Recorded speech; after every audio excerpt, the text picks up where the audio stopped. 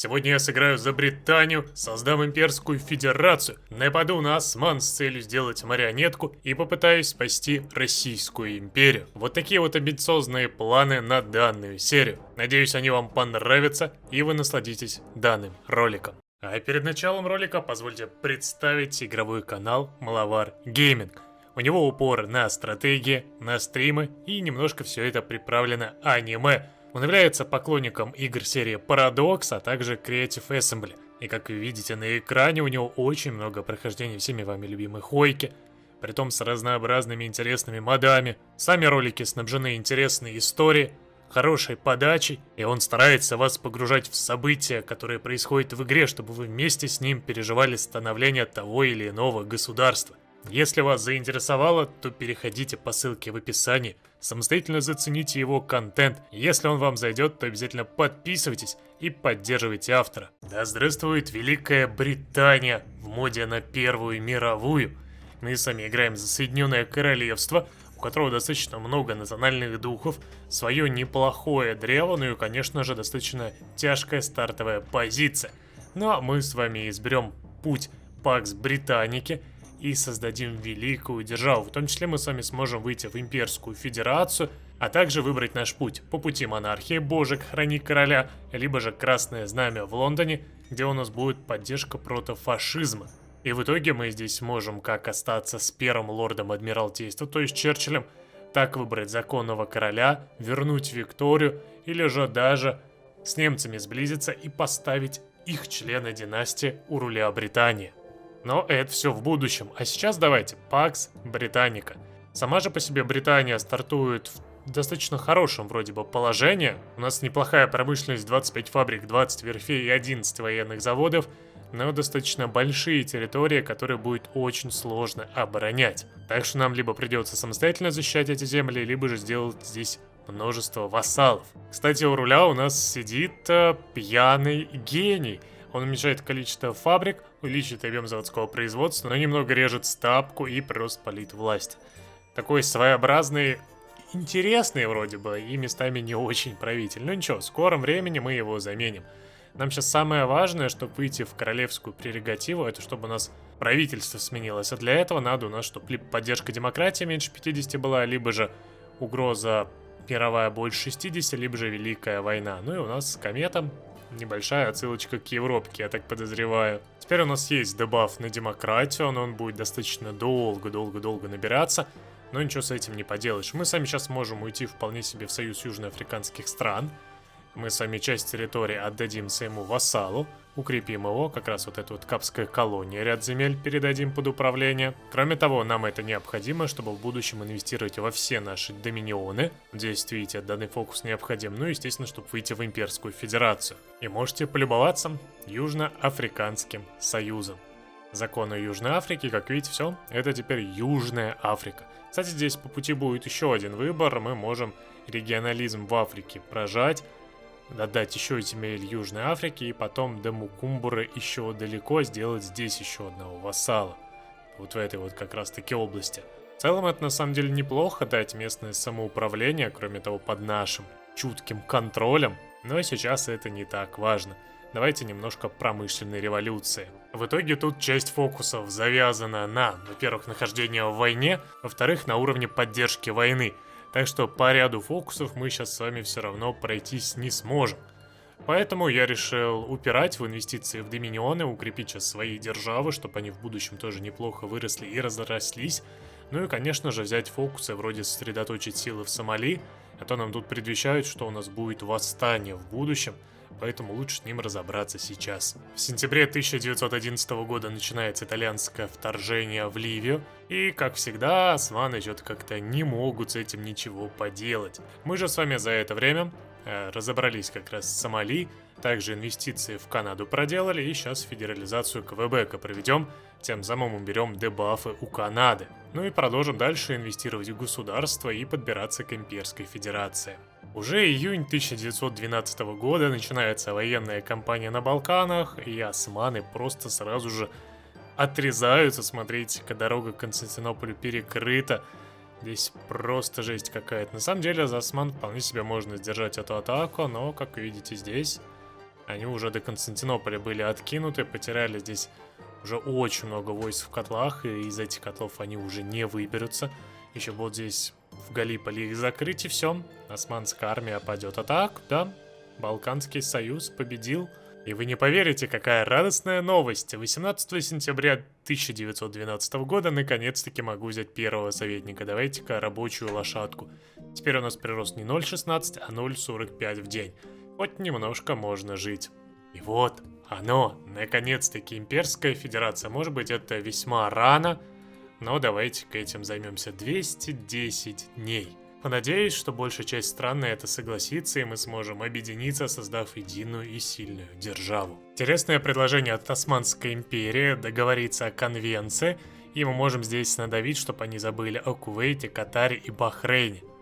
Давайте попытаемся, надеюсь, они на это дело согласятся, и мы получим ряд новых земель под свое управление. Все-таки сейчас османы слабы, поэтому велики шансы, что они уступят. А османы все-таки, посмотрите-ка, согласились. Мы теперь Кувейтом владеем сами прекрасно. Это наша территория, наша земля, которая позволит в будущем даже отобрать осман вполне себе. Ну и имперская федерация почти закончилась. Все. Что нам в итоге скажут? После долгого периода конференций, дебатов, компромиссов и требований Британская империя наконец завершила процесс федерализации в единое политическое образование. Новая имперская федерация представляет демократические учредительные права всем подданным, а также высший имперский парламент, расположенный в Оттаве. Миллионы людей по всему миру празднуют, и кажется, что наступил новый рассвет британского империализма за империю. Создание имперской федерации. Те, кто знает только Англию, не знают Англии. Империя, над которой никогда не заходит солнце, да, как я подозреваю. Ну и что у нас? Я, как вижу, с нами объединилась Канада, с нами объединилась Новая Зеландия, Австралия. И все, то есть Индия осталась, и Южная Африка тоже осталась. Кроме того... земли не национальные, ух. А смысл тогда от имперской конфедерации, если даже земли не то что, ладно, национальными, но хотя бы подчинение сделали бы там не нулевое. А так придется, знаете ли, пострадать с нулевым-то подчинением. Ну ладно, видимо, выбора нет. Хорошо, имперская федерация проведена. Теперь у нас с вами новый флаг. Еще немножко осталось, чтобы демократы уменьшились. Ну а мы пока давайте, наверное, в регионализм в Африке уйдем. Что, простите? Соединенные Штаты Америки протестуют против образования имперской федерации. Ну, протестуйте. Нам-то что с вами переживать на этот счет? А теперь я понял, что это за решение. Это просто решение именно на национализацию, между прочим, земель. Ну, давайте, у нас начало с Кении, и мы сможем эту землю сделать национальной. Ну и раз такое дело, у нас очень много земель, то давайте все-таки поощрять поселение. Сделаем, мы таким образом получим людские ресурсы с ненациональных территорий плюс 2%. А так, у нас тут уже скоро 90% подчинения будет, и можно просто коллаб правительства создать, и все. Ну а по поводу вассалов, у нас еще их так-то немало осталось. Бутан можно вообще скоро присоединить, а другие страны достаточно близки к свободе, особенно, кстати, Южная Африка. Еще немножечко и освободиться, а мы им, называется, вот так вот свободу давали. Вот оно, благодарность. Наконец-то сэр Эдвард Грей уходит в отставку. Правительство обязательно последует за ним. Все, падение британского правительства. Ну и следом крах либерального правительства и кризис нейтралитета. Потеряем 4 дня, это не так страшно, зато мы сможем в королевскую прерогативу уйти с вами. Наконец-то. 8 февраля 1914 года. Скоро уже начнется мировое противостояние, а мы тут с вами партии меняем и как бы страну в разруху вводим. Ну ничего не поделаешь, таков наш путь. Население поддерживает политику правительства, ну не самый лучший ли, знаешь, вариант демократию нам сейчас поднимать. И в общем-то вот новый правитель, спикер и массовые протесты трудящихся. Небольшая реформа, нет, они скоро устанут шуметь, пускай немножко подрастет у нас социализм, это не так страшно. Ну и теперь важный выбор. Боже, храни короля, либо же красное знамя в Лондоне. Боже, храни короля звучит, конечно, очень красиво, и мы получаем все-таки как-никак короля у власти нашей имперской федерации, но проблема в том, что само дальнейшее древо не такое уж и большое. Мы с вами получим верфи и возможность объединиться с Германией, либо же с Российской империей, и все. Вот это вот путь короля, к Виктории, все это доступно только по пути все люди короля. которые нам позволят как раз-таки вернуть даже Викторию, то же самое, и в итоге дойти до восстановления порядка на Востоке. Еще интересный путь — это Лорд-Протектор Англия. Здесь нам дают и милитаризм, и военные заводы, и расширенный призыв, и следом аж великую кампанию, где мы сможем разобраться с Османской империей, с Эфиопией, либо же с Персией, ну, в зависимости от того, что мы сами выберем. И как по мне, интереснее как раз пойти вот по этому правому пути на данный момент, разобраться с социализмом, который растет, ну и попытаться дать всю власть лорду-протектору. Ибо у нас великая большая федерация, которая хочет расти, а значит ей нужны люди, а также сильный лидер. Поэтому погнали! Красное знамя в Лондоне. В итоге у нас тут с вами на время лондонская коммуна формируется. Анархисты Великобритании, собственно, видите, да, несуществующее правительство еще одно, которое социализм и протофашизм поддерживает, но мы с ним достаточно быстро разберемся. Мы никогда не позволим старому флагу упасть.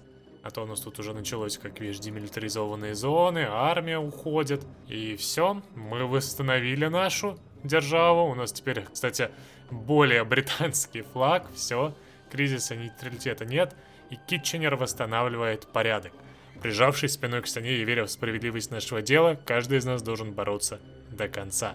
Вы нужны вашему королю. Вот наш новый правитель, стратократ. И, как я понимаю, мы можем уйти как во все люди короля и получить как раз просто политики и статки. Либо же все-таки стать с лордом-протектором Англии. На самом деле бонус хороший, особенно на гарнизоны и поддержку партии, а также затраты на верховное командование. Ну и следом просто очень хорошие бонусы, которые прям хочется взять. Да, здесь, конечно, у нас Виктория, законный король, да и, в принципе, немецкий король, почему бы и нет. Но следом тут захват Португалии, временное оправдание цели войны, вот это, кстати, хорошо. И присоединение просто к центральным державам. Если я присоединюсь к центральным державам, то это просто Францию сломает. Так что давайте останемся верны нашему лидеру. А в Европе в это время мобилизация начинается, а мы такие сидим. Какая мобилизация? Вы вообще о чем, ребятки? Нам и так, в принципе, нормально. У нас, кстати, в армии 904 тысячи, это не так уж и много. Но в случае чего мы, между прочим, можем поддержать что французов, что немцев, но посмотрим, кого надо будет быстрее спасать. 28 июля 1914 года начинается противостояние Антанты и центральных держав.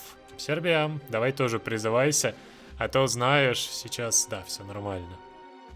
Ну что ж, мне даже интересно, к чему это все в итоге приведет без нашего-то участия с вами. Черногорию уже прорвали, ну-ка, плюс 20 есть. Все, вот теперь согласны, держи-ка аташе. Прекратить улучшение отношений, мы получим неплохо опыта благодаря этому все-таки. Они ведь сейчас активно воюют, да, опыт пошел в рост, смотри как. Ну и кроме того, немного поддержим организации с скоростью планирования. То же самое, кстати, надо будет делать сейчас с Францией. Будем оказывать такую посильную поддержку. Все, можете полюбоваться нашим правителем. Лорд-защитник. Очень приятный бонус. Кроме того, сейчас у нас партия достаточно быстро подрастет до нужных значений. Ну и нам советники хорошие доступны. Принц парадокса, как видите, и политика, и меньше фабрик. Ну, добавь на стабильность, на самом деле не грустный. Кроме того, у нас есть автор-империалист, который еще больше людей с ненациональных провинций даст. Так что мы с вами вполне себе неплохо живем. И, кстати, у меня есть теперь возможность в королевские оружейные заводы уйти, между прочим. И сможем постепенно выйти в мобилизацию и подумать, кого в итоге поддержать. Все, Османская империя присоединилась к центральным державам и пошла на Россиюшку. Но, правда, у России здесь вроде как оборона хорошая, а нам это только в плюс, еще больше опыта. Ну и Германия заявляет официальный дип-протест.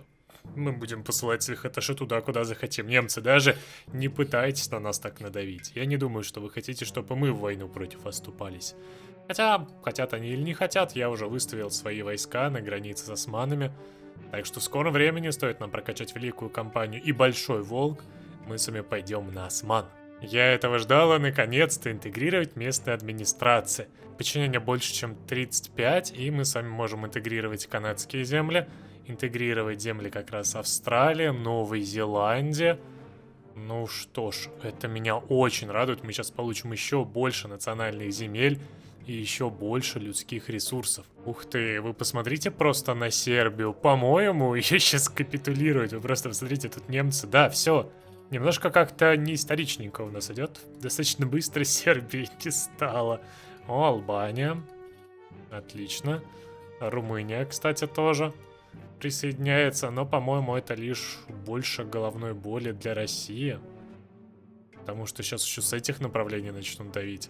Ладно, великая кампания готова. Большой волк. Через 70 дней мы с вами внедряемся в это противостояние. У нас не так много людей, но запасы пополняются, так что мы готовы вторгаться в наших соседей.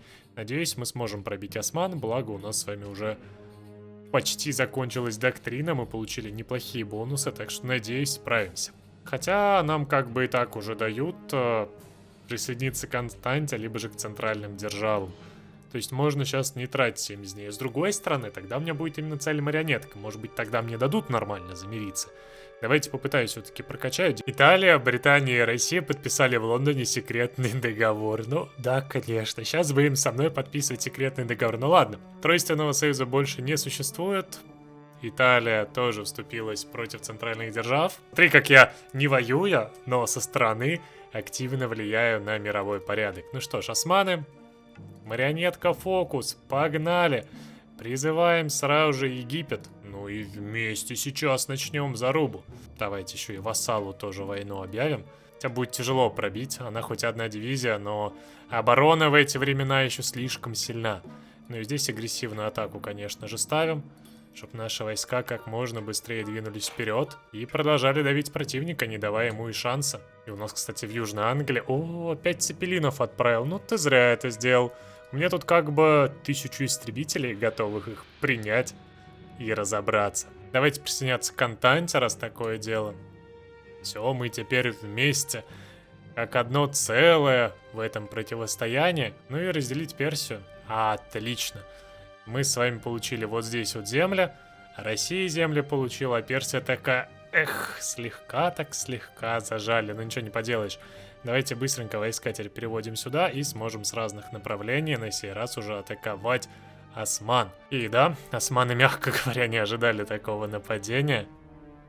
Опа. Подожди, что? Нападение, нападение, нападение. В Персии восстание. Ух ты ж.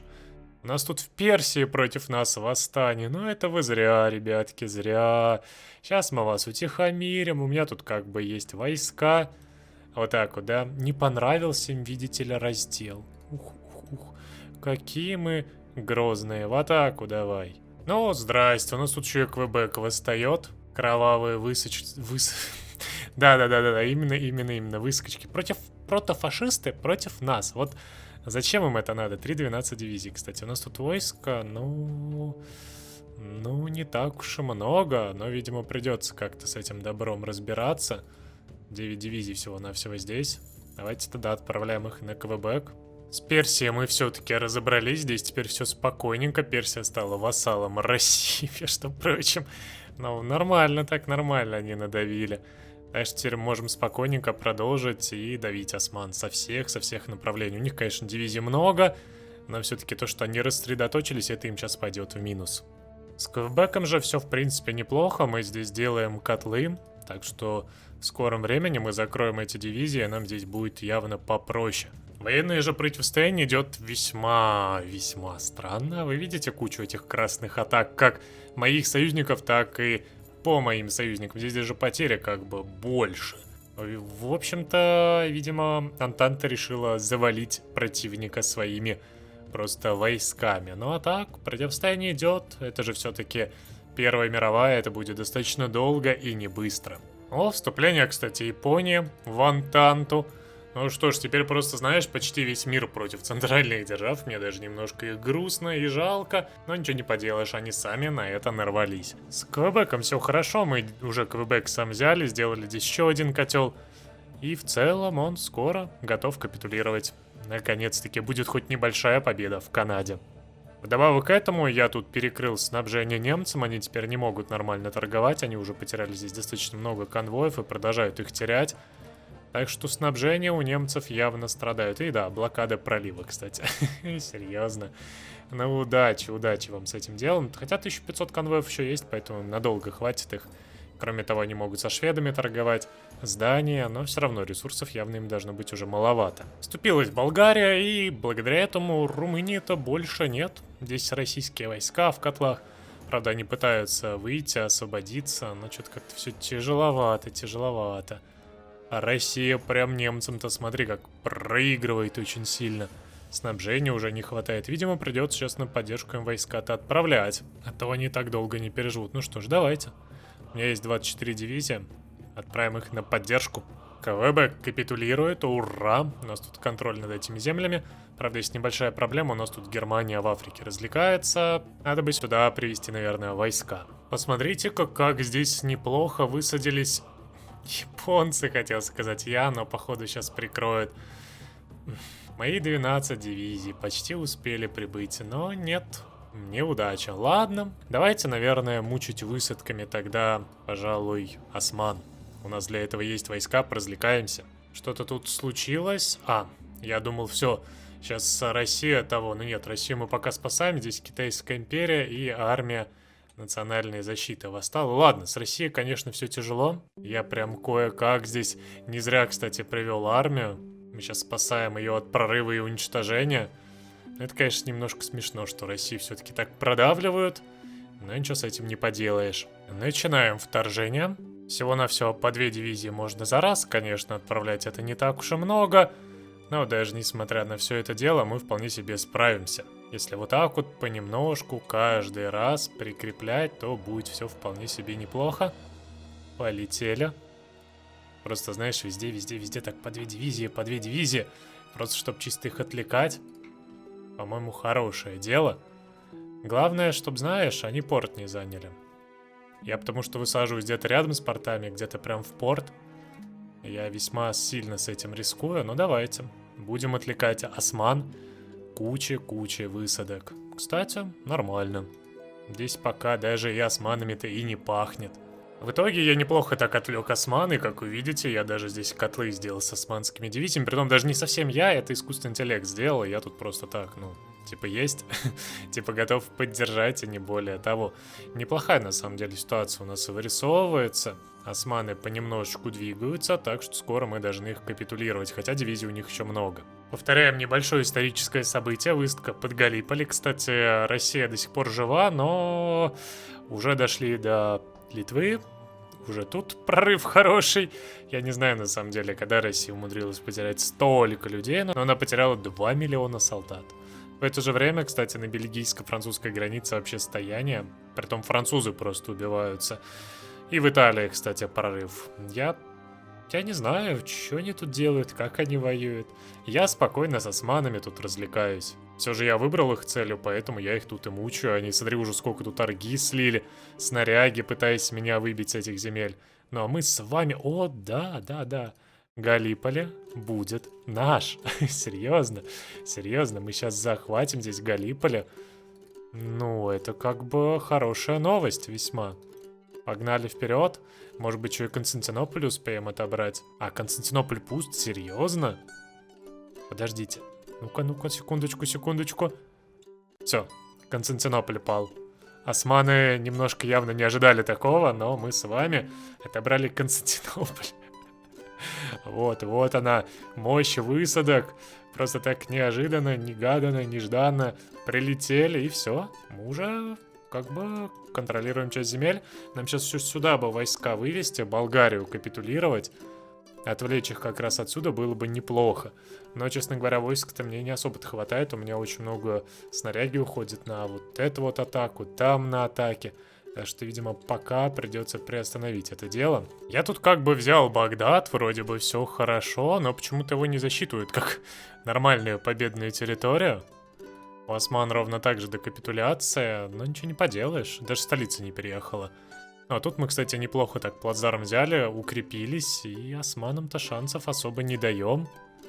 Сейчас продолжу также атаку, приду, надеюсь, откуда-нибудь новые войска, и посмотрим. Думаю, скоро османы капитулируют. Дублинское восстание. Давайте, дебафы, конечно же, не повредят. Сейчас еще восстание в Ирландии мне пропишите, и я буду весьма этому благодарен. Ну все, ладно, быстренько достаточно разобрались. А здесь я пошел в атаку до Анкары, до других победных территорий. Хочется уже осман все-таки капитульнуть. Ура! Удалось закотлить здесь немалую часть, так все-таки османских дивизий. Правда, вот здесь вот проблемы меня начали выдавливать. Притом так достаточно сильно. Но я уже дошел до Анкары, и османы на 2/3 почти капитулировали. Правда, и Россия здесь тоже себя ощущает весьма грозненько, грустненько. Но ничего не поделаешь, всех спасти не выйдет. Взял Самсун, здесь в Трабзон Япония высадилась. У осман остается 16%.